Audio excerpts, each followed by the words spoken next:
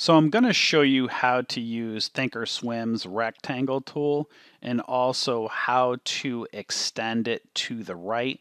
By default, it doesn't go to the right of your screen or go to the future. So you'll see right here, I have it going across.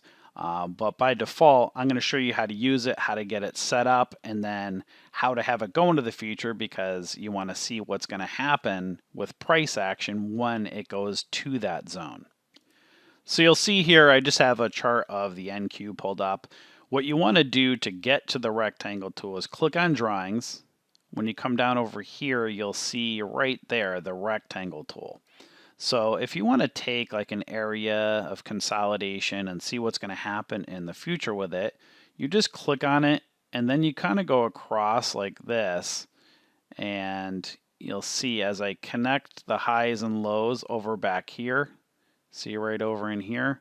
We'll actually just do it this way first. You'll see that block right there, right? But I want to see what's going to happen over here in the future, and you can't see what's going to happen, or it won't extend, right? So all you want to do to extend it out to the future is right click or click inside of here, depending on what kind of type of computer or operating system that you're using. Click on edit properties, and then you'll see a date, right? So back here was June 30th, and now today it's July 3rd. So you'll see, let's just kind of move it, a few days. Actually, just go to yesterday, right? When I click to yesterday, it's only going to right here.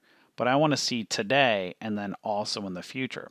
So if I go back to properties and just kind of change the date out further, I can extend it, press OK, and then you'll see it's here, and then it'll continue out to the future. So it's a bit annoying. You can't just click a button, but it's not bad. You can just change the dates. So if you want to change the coloring inside of here, you just kind of go in here, click on Edit Properties.